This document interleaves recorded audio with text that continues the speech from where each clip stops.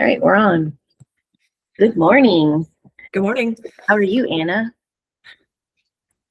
I'm cold today. It's cold. Oh my gosh. It changed overnight. Right? 80 yesterday. The dogs wanted to go out last night at freaking 11 o'clock at night. And I hate letting them go out late because then they don't want to come back in. And then it's late. And then actually, I think it was more maybe 10 or something. I don't know. It was late though. And then I have to let them come back in. And then most of them come back in except one of them, Birdie. She's so stubborn and she'll stay out there. And then she just barks. Barks. And then all the dogs in the whole neighborhood are barking. And then I'm like, oh, my dog started that meeting and they don't need to continue it. So yeah. So I let them out and I go to open the door and it's like this like sauna of disgusting humidity that comes into my house. And then I go to bed. Well, I get the dogs in and Birdie refuses to come in. So I'm like, fine. But it's lightning and thundering. I'm like, okay, she can sit in the rain because I totally want a wet dog in my house.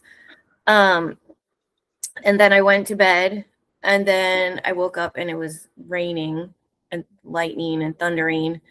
And I opened the door and she was sitting on the front porch and she came in, but it was already starting to get, you could feel it cooler. And then this morning when I got up, so much sunlight coming in. It looks so pretty. And I opened the door and I'm like, freezing. We always have, kind of crazy weather, but this has been like really out of whack. Yes. 80 to 50s and like, it's just really not really sunny today, but yeah. Well, for those of you who are just joining us, I'm Kelly and I'm Anna. And we live in Texas, near the Houston area. And so yeah, we have crazy weather.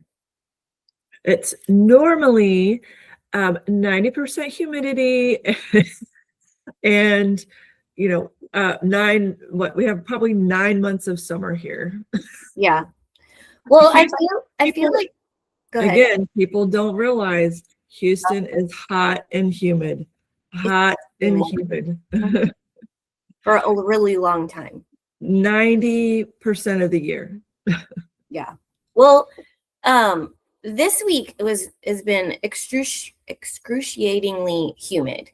It wasn't even, what we were talking about last Friday when I was driving back from Waco, it was 87 degrees.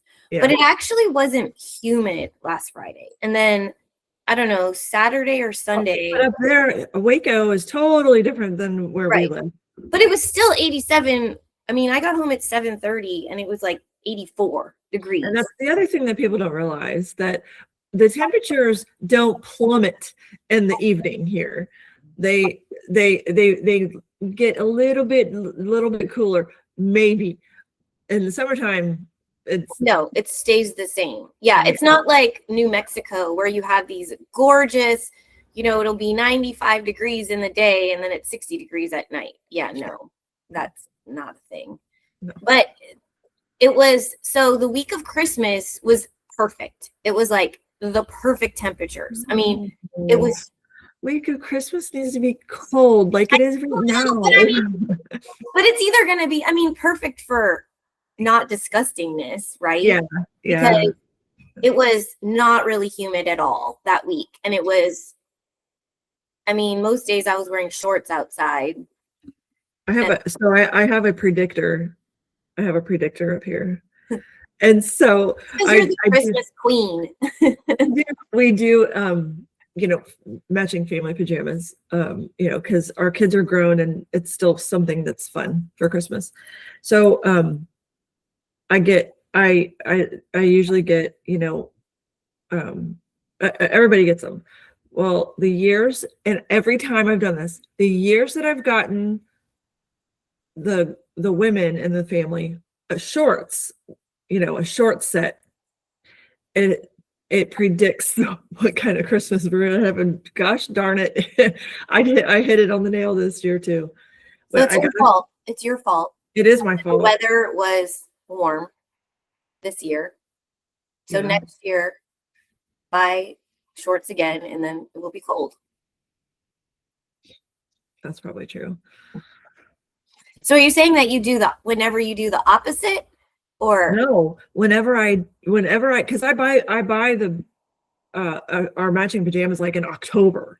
Right. I'm like, because I'm ready for Christmas by October. So, no, I think you're ready for Christmas like in August. But anyway. Yeah, August I start to look for Christmas music, but and Hallmark. Well, Hallmark starts their Christmas in July. That's when I start. But anyway, I digress. But no, I usually buy them early because I'm always like, I just like to plan that stuff way ahead, and the family's getting bigger, and I'm like, I have to get more, and then I have to ship some off to the kid in Charleston and his family, and so. Yeah, so I guess we'll just wait to see what Anna does next year to predict what the Christmas is going to be like. But I mean, it was so nice that week. I mean, we were outside working on our property and doing all kinds of stuff. And then the next week, it ended up being really chilly because my husband had left and I was going to do stuff outside. And that day that he left, that was that Monday before New Year's. I mean, it was rainy and cold. And I think someone was telling me, this is the time that you need to clean out that Monica closet room in your house that you've been putting off for literally probably the last 2 years. We got to get better with the technology and start popping things up, like showing that room before and after. Yes. Well, we'll do that. We're going to get better. This is this is episode 2? Yep. So 2. We kind of don't really know what's going to happen when we look at the recording. We were trying to test it earlier, so we don't even know if it's going to show both of us on our screen. We've been messing around with it. So we apologize for the first one that was like back and forth. And then we apologize if this one turns out poorly. But it's a work in progress. So this is what happens when you're in your 50s and you're like, hey, let's start a podcast or a YouTube channel and see what happens. The fun thing. And okay. it hit me like last year before I turned 50. That probably hit me a little, maybe even sooner than that. Anyway, you get this renewed spirit of like, my kids are grown. I mean, pretty much grown. I just have the one left, but you start to have like, your career's all lined up, and you're doing whatever, and that like I can actually focus on my career, which is like really cool. But you also have all this time to like your this creative stuff starts flowing. I don't know, like I had like I've had these light bulb moments of, it's almost like you understand how much life has passed and how much life you have left. So you like want to make the best of what's happening right now. I don't know if you had that, but I've had a lot of that. What I want to do more. I want to do something. I want to change something in the world. Yes. And hold on 1 second. Focused on raising. Keep talking. I'm going to be right back because I can smell the vegetables that are on the stove that I'm cooking for the dogs, and I need to turn the pot down. So keep talking. I'll be right back. No, I just into oblivion. Keep talking. I just feel like there's just so much in here, and like I want to do something with it, and if maybe making this vlog is gonna do something to help women our age, or you know, I don't know. We'll have to see where it goes.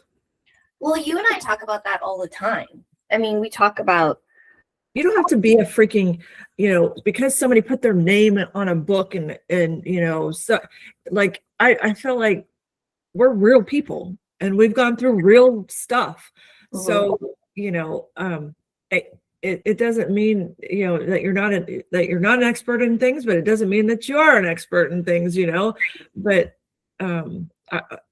I mean, I don't know. I just feel like, yeah. well, maybe somebody can hear us or listen to us just yakking away and identify with some of the things that we're going through. And that's kind of the point of this, is just, I don't know. I watch a lot of different, channels and stuff. And some of the ones I like the most are the ones where they're literally doing day-to-day things, like day-to-day life, and just. Yeah. I see a lot of bloggers, they'll show their day-to-day life, or and they mix it in. And it's a good way to be relatable to people and reel them in, and and then you start trusting them and you start trusting the products they're selling. And I mean, I get that whole thing. And I follow people. I follow some people religiously. I follow some people that that I just feel like or whatever, right? Yeah, I mean, and they're not even. I mean, I follow some younger people, and some middle-aged people. Like, I mean, Daryl Ann Denner, she's early 30s. Danny Austin, she's early 30s. But I love to follow them. They're so full of energy, and it's just inspiring, watching younger people and seeing them be successful. And it's like, it gives you that spirit of like, gosh, I have that in me too, Mm-hmm. But I wish I had it when I was their age. No, we were too busy raising 4 kids and doing all these things. Yeah, we were in. I always tell people when they tell me, like, they have however many kids and they're these ages, and I'm like, oh yeah, you're in the thick of it. Mm-hmm. Absolutely. You're in the thick of it. But I wish there's a lot of things I wish it would have done a little differently, and just slowed life down a little bit. Feels like it. So many people will go back and look and think about those years and be like, wow, like, I have a friend who, her daughter and my oldest, we were pregnant at the same time. They're 8 days apart. Anna, how many kids do you have? I have 4. 4. Age range 30 to just turned 18. So which one was you were pregnant at the same time? The 30-year-old, the oldest. Okay. So my oldest and her oldest, we were pregnant at the same time. Our then spouses had been roommates, and we ended up getting pregnant at the same time. It was weird. I got pregnant out of wedlock. Yes. So anyway, so we had our kids. She had a girl, I had a boy.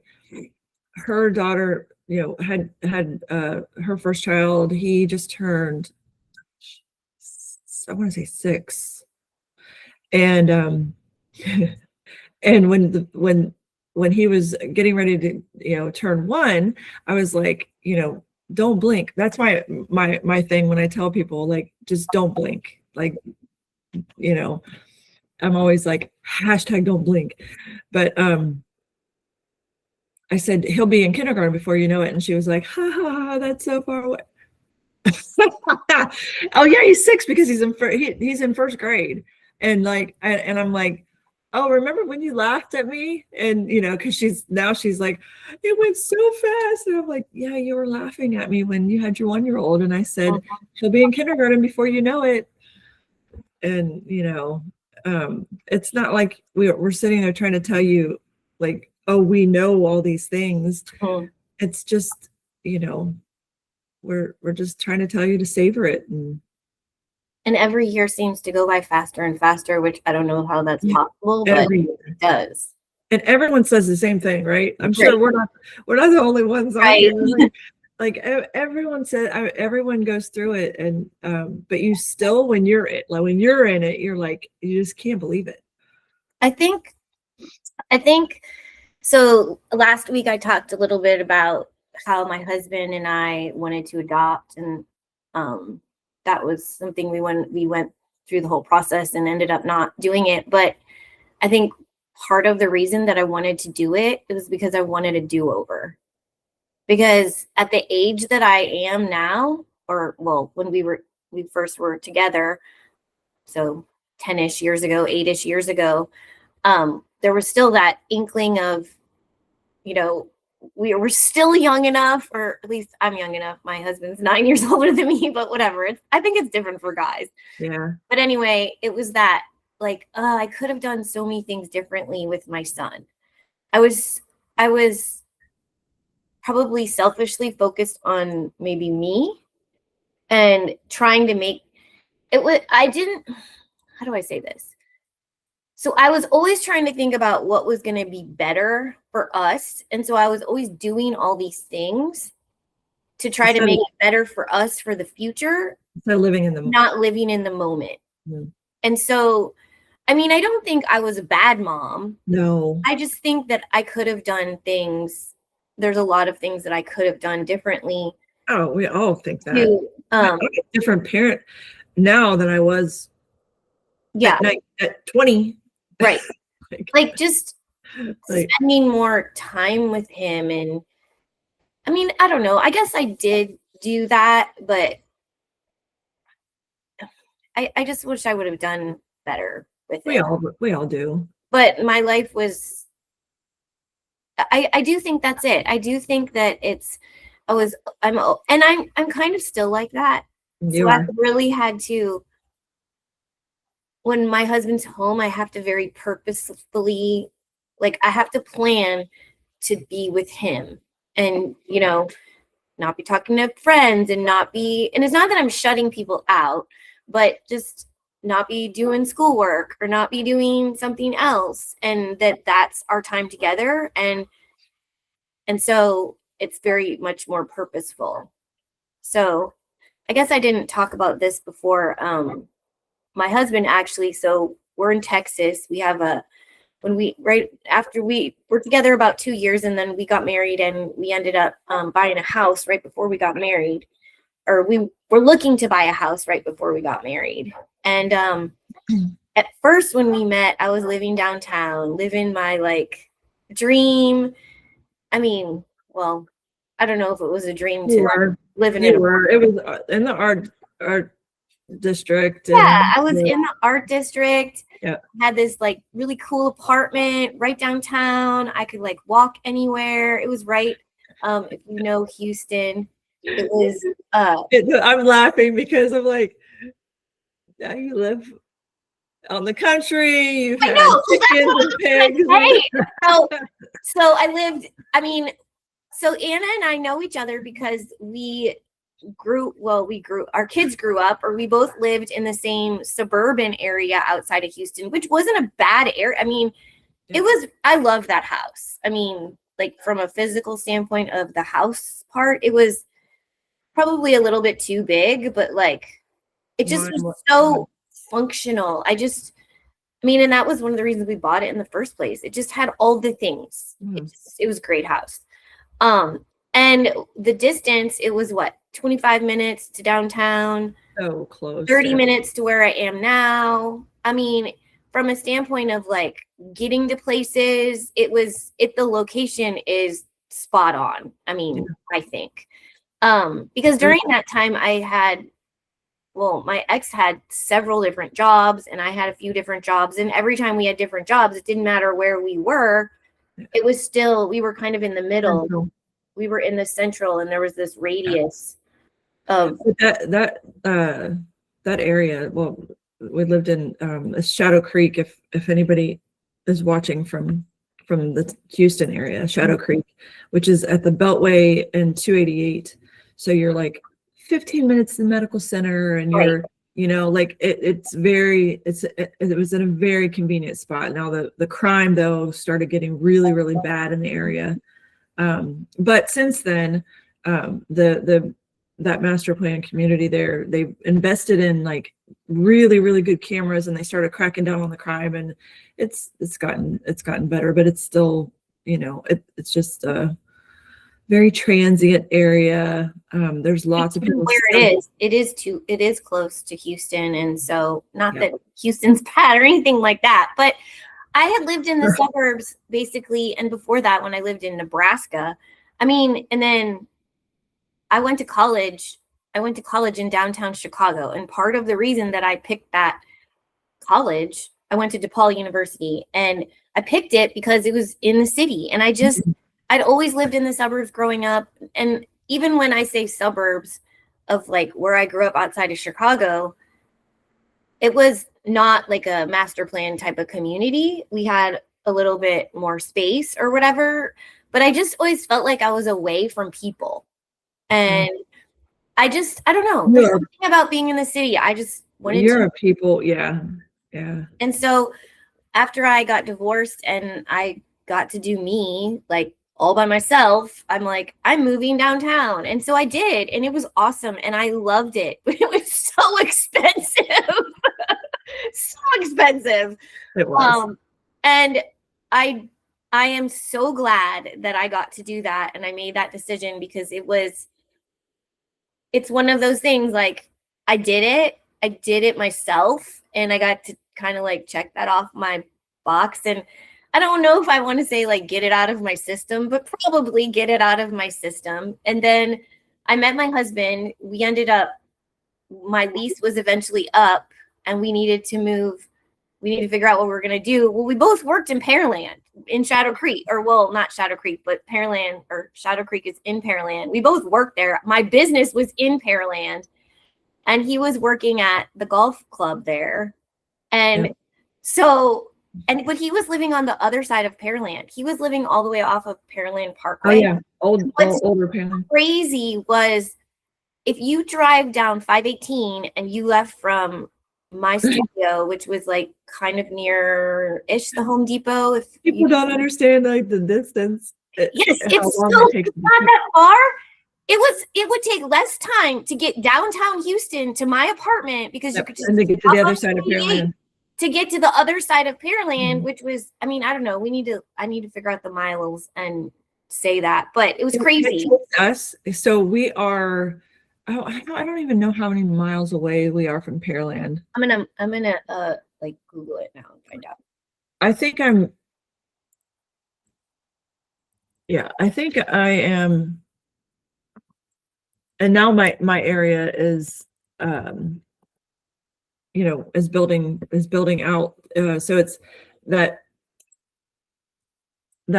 West Park is getting built further and further, out towards us. So let me go to Pearland. Okay, so the distance from Pearland Town Center, which is kind of central, it's kind of in the same area, to Pearland Parkway, which is near where my husband lived, it's 8.5 miles, but it says it's 22 minutes.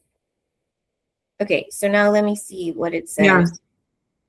So we are like, there are 40 miles, okay? Think about that, 40 miles to the town center.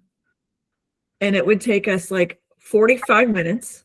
Listen to that, 40 miles, 45 minutes to get there from here because it's mostly freeway.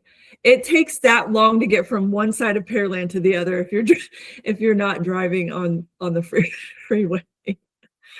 So it doesn't take us long to get back to go see like our people there, that, our friends and things. But it's really not that far, but we love where we live now. It's away from the greater Houston. It's very much further away. And it's just private and gated and security and Okay, so it's saying, so I just did the Pearland Town Center to like something that was in that general location. So it's 32 miles. So what did I say? It was 8.5 miles and it was 22 minutes to get over there. This is saying it's 32 miles to get there and it's saying 43 minutes. yeah. And I mean, there might be traffic right now, but Yeah. either way, like it was I know. like you could get there. It did not take 43 minutes. No. I lived over there, but whatever. I mean, that was 10 years ago. So, but anyway, so what were we talking about? So where I live now, why was I talking about this? I don't know. Where I live now and so we go to look for a place. We end up finding a place right in Pearland. So it was like 4 minutes to my studio. It was just a little house. Walking distance. Yeah, walking distance. Well, it was driving distance, 4 minutes. But also I still had like 2 or 3 maybe I think at that time I had a whole storage unit that I was paying for of the rest of my stuff because my son's dad had already gotten the other stuff out of it. So we were paying not only for apartment downtown because that was too small, we couldn't put all this stuff, and then I was paying for a storage unit. So we decided we would like rent a house and then we could at least not pay for both. So we ended up renting a house that cost less than the apartment downtown, and we could move all that stuff into the house. It was a 2-car garage, 3-bedroom, and it was like 5 minutes from my studio and I don't know, like 8 minutes to his club, which was fine. So anyway, we started looking for a house and we started looking for a place to live. And I just didn't want to live in the suburbs. Like, I either wanted to be in the city or I wanted to be somewhere else. I don't know. I don't think you quite signed up though for what you. No, I didn't. Well, I didn't know. I don't think you really understood what you were signing up for. I don't think I did, but it's like one of the best things that's ever happened to me. I mean, I absolutely I wouldn't look back. If someone would have told me how much I do love it here, I wouldn't maybe have believed them. But I think the thing that I don't like about the suburbs and the thing that I loved about living downtown is I loved that you could just walk out your door and you could just be anywhere. Like if I lived in a little tiny town, I think even if I lived in downtown Alvin, where I could like walk to the Kroger or walk to the HEB if I wanted to, I mean, kind of, sort of.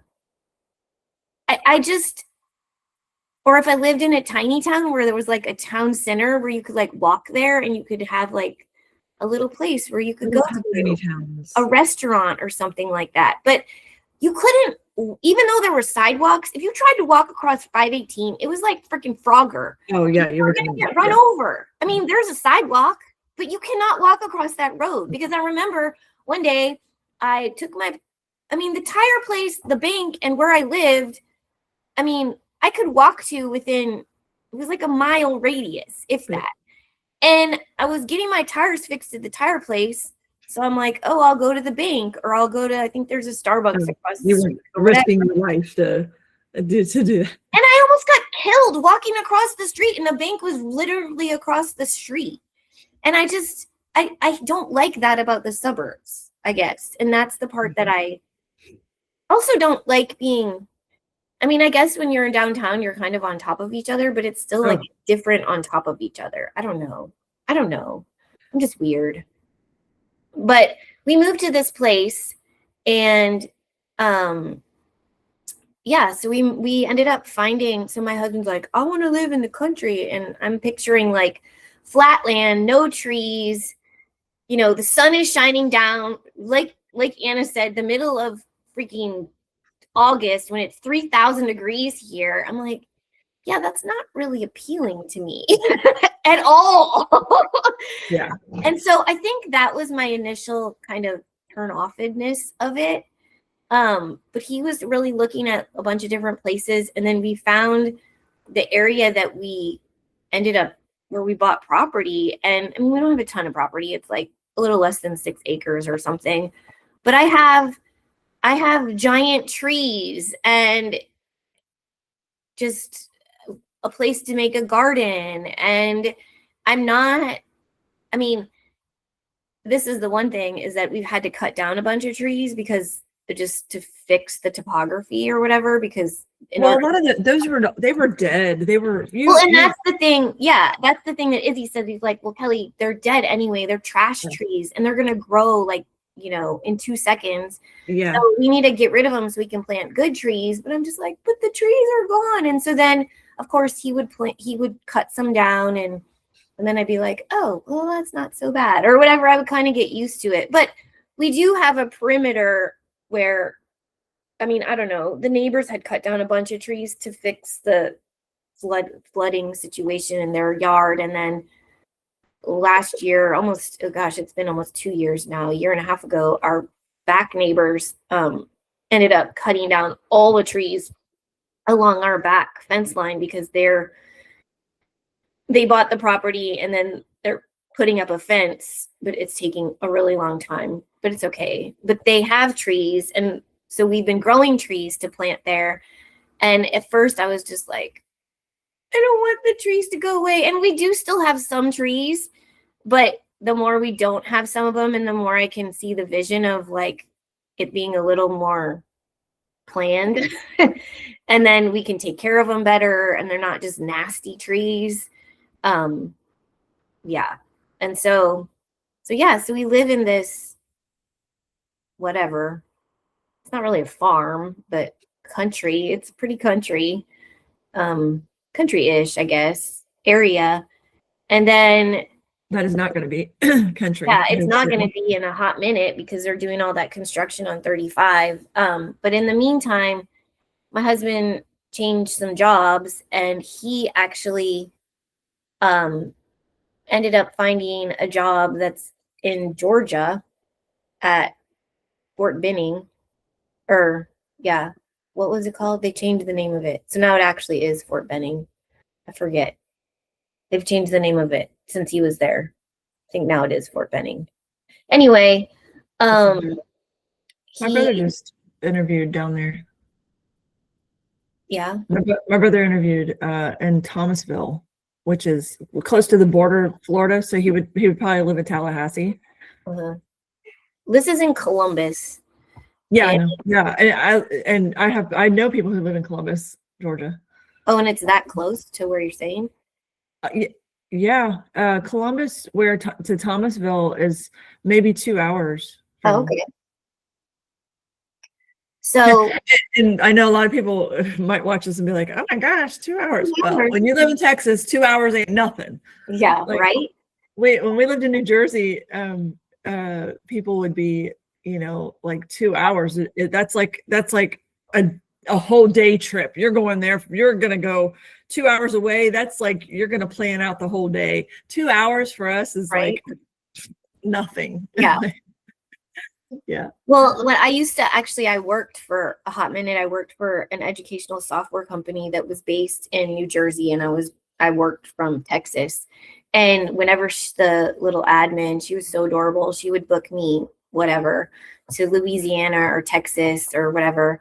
And I remember one time she was booking me somewhere in Texas, and she goes, "Okay, so you'll just drive there, right?" And they had this rule where if it was a certain amount of hours away, you would either get a rental car or like a certain amount of hours you would fly.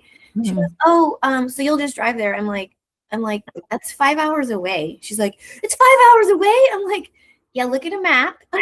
Yeah. And you were still in Texas and needed to drive 5 more hours to get out of Texas. And she's like, "Oh my gosh," because she's so used to everything being so close. Yeah. But the only way we're getting out of Texas that's quick is to go to Louisiana. Yeah, that's what, 2 hours, if that. Yeah, maybe from here. But he took a job over there because, well, for a lot of reasons. It just, from a financial standpoint and a retirement standpoint, it just made the most sense because it's a government job and whatever. But it also meant that we're far away from each other, which that part completely sucks. And so many people think that I'm crazy, he's crazy, which we probably both are crazy, and that's fine. You can think whatever you want to think. And they're not in your shoes, they're not paying your bills. Exactly. It's not the ideal situation at all, but we both know why we're doing it. And so I think that goes back to too, what you're talking about is like doing things for the future or whatever. So part of it is like, I just want to get through these next couple of years so he can come home. But then I also don't want to miss out on life now. Yeah. So when he does come home, we just absolutely savor the time. I think that's what we're talking about. We just savor the time that we have together. And it's weird because it makes it like so much more special. It sounds dumb, but it's like you take each other for granted when you see each other every day. So when you don't see each other and then you get to see each other, you just appreciate it so much more. And so I think there's something to be said for that too. But in the meantime, that means I'm stuck here. I don't want to stay stuck here because I had a choice. I could move. But at the age that I am and where we are in our life, and I would like to retire. And I absolutely love the school district that I work in. I love the school that I work at. I like the community that we live in. And if someone said, pick it, I wanted to work here for a lot of those reasons in the first place, but obviously I didn't know how it was going to turn out. But I'm 8 years later, I'm still working at the same school. I'm going to cry because I just, like, God couldn't have put me in a better place for where I am, even though it's still not ideal, but I like it. And also we have this property where we want to retire and we want to stay. And so it didn't make any sense whatsoever for us to sell where we live now and go over there and then come back and start a new school. And if you're a teacher and you have ever gone to different places, you know how hard it is to start over at a new place and make those those relationships with the community. And for me, teaching junior high, that's the biggest thing. It's taken me this long I know the families, I know the brothers and the sisters, and it makes my job so much easier because I do have relationships with the kids. And even when they come in and, their brother or sisters had me as a teacher, they already have like a little bit more respect for you than they would have if they didn't know you at all. Yep. It makes your job so much easier. So we live here and I have to take care of all these things, and it's gotten better. We've figured it out. It's taken about 2 years to figure it out. And now that we don't have chickens and we don't have pigs and we've, dwindled down the cat population and we figured out a way to contain the dogs. Yeah. No. But this was a big week for both of us, right? Speaking of kids. 2 birthdays. Cameron turned 18 and Kirsten got pre-qualified to buy a home, and that's awesome. Yeah. Well, my son and then Connor turned 27. So Cameron and Connor's birthdays are back to back, the 6th and 7th, which is it's kind of funny. Kind of cool. Yeah. Oh my God, 6-7. Oh my God. You're stuck in that world. I'm stuck in that world because of the age of my child. But yeah. Oh my gosh, I was just hoping that over Christmas vacation I would not hear that at all. And of course, my husband, even though he's not in the thing, but I'm sure he sees stuff on, Facebook and whatever, social media. And we were in line at Kroger's and he goes, hey, look, the two checkout lines are 6 and 7. And I'm just like, oh my God. And the kids behind us were just laughing. I'm like, you did not do that. It's funny. Anyway, so Yeah, it was a big week. It was a big week. big week. I got a lot going on at work. And yeah, and now we're helping guide Kirsten into buying her first home. We I mean, I wouldn't say I'm an expert, but I've bought and sold homes across the country. When you used to work for a home builder too, when you worked for a home builder, and I had my real estate license in New Jersey. I mean, and I follow the real estate here. Mhm. So I mean, I'm not, we are guiding her, and but she is so good with real estate. So she keeps up with everything, like what's going on in the market and stuff. She's got her head wrapped around it really well. So good. Well, she's a pretty smart kid. She is. About her. Yeah, and today's also my daughter-in-law's birthday. So it's like lots of birthdays. Yeah, I knew this. And then thank goodness I set myself a calendar in. I mean, I knew it. I sent her a birthday card, which I'm so bad about that, but I was pretty proud of myself that I remembered. And so at least I'm already like, I got points for that. And then it popped up on my phone. I'm like, oh crap, I need to send her text messages. So yeah, I sent her happy birthday. So it's been a big week. So I'm excited to hear more next week about how it goes with Kirsten's house situation. House hunting. Yeah, we're looking around, and trying to decide. She has an area that she wants to stay in. So yeah. Cool. Yep. Hopefully, she'll get that figured out soon, and we'll be down to just one. Well, I say that, well, the whole time she was away at college, it was just one in the home. Right. So she left in 2019, fall of 2019, and, lived, she did dorm the first year, and then she got that in the second year she did dorm, but then we got her into a brand new, they were the first ones to live there, brand new duplex, and she stayed there for the last 2 years. Mm-hmm. It's a nice place. So Cameron, yeah, he was an only child back then. So but yeah, and then he wants to go. He's not going to be very far.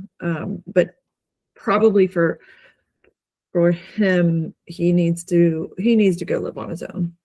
Mm-hmm. So he's probably going to go live around College Station. And how much longer do you have to wait to find out about that program? It's probably going to depend on A&M. So he applied and he was accepted into Blinn. Blinn would be a good step for him, and of course it's way more affordable. But he's taking dual credit now. He's taking AP in high school. I mean, he's getting all A's. Like he is on it. So he's going to have no problem. But him and his little two best friends, they got a little plan, so they want to, and it's hard to get in Texas A&M if you're not top 10%. Our school is, 6A. I mean, you're not going to be top 10 for automatic state acceptance, but he has good SATs, but he he'll if there's a program that you can get, it's called Blinn Team, and you go part of the time to Blinn, part of the time to A&M. But I think they fill up their their roster or whatever for all the students that are, going to Texas A&M. And then they start looking at probably the students that could do the blend team. And so you have to be asked to, you have to be they have to accept you into and invite you to this program. So it's not like, and he has no, besides a really, really good essay. I mean, he didn't, none of our family went there, it's unfortunate. He doesn't have, so when he was filling out like the application and it was asking all these things, like, do you have any, do you basically have any connections to A&M? And he has none. Nope. So, he can go to Blinn, figure it out from there. It's not a big deal. Right. It's, it's where you finish, not where you start. Right. And he, for him, he's different than the other kids, and I think that step going to Blinn and being in a smaller type setting is probably better. I definitely think that would be. He's just not. I don't want to say he has anxiety, but he's cautious and Well, just having a little bit more sort of structure. And I mean, if you get dumped into a large school where you don't really have, and you just have to kind of figure it out for yourself. Not that you don't have to figure it out, but when you're in a smaller school and you have a little bit more mother henly advice, so to speak. I mean, I know that was kind of the same for Connor, is even like in high school, and whenever he ended up going to the high school that he went to, if he would have just got dumped into the regular high school, it would have been a nightmare, because he was literally just been shuffled around and not had any of that. And I know for a fact that because he went to that smaller high school, like that definitely made a difference in the path that. Yeah, and Ian probably should have went. Yeah, Ian would have done really well there. Yeah, he would have, being on an art, and but yeah, and then Kirsten, like, she probably could have went to a big school, but she actually, when she went to a small private college, and that was like phenomenal. Well, she thrived there. Yeah, it was totally, and she has relationships with these professors still now, like, and her softball coach, they're still like text her and, are you, like, we miss you. And I mean, it was just such an awesome experience. So I know that, like, at the least, Cameron's going to have a good experience there, at Blinn, and living on his own. And, I say he's a boy, and he's like, he's not the same as Kirsten, but I think Cameron, when he's there on his own, he's going to figure it out, and he's going to know what to do. He's not dumb. And that's the thing. No, he's not. He is very, very, articulate and, and, charismatic. And I mean, he is, but he can talk to, he talks to adults. I mean, being a golfer, like, it just has exposed him to things, and, and he's just so much like his dad. Like, he can just make friends everywhere. I mean, I guess I'm the same, but I just see he acts a lot like Scott. So they just have that personality, and that's why Scott, he's so successful in his job and everything, but yeah. I think we both need to think about that and like the future, and you need to just have your little hashtag. And that's probably a good place for us to end today, because I know you need to go help Kirsten look for houses, and I gotta help my parents take down their Christmas decorations. That's a whole thing. Yes. They wait till the Epiphany to take it down. I I think she's just doing it slowly because she doesn't have to do it right away. And I told her last week when we went over the your mom is a very practicing Catholic, so yes. yeah.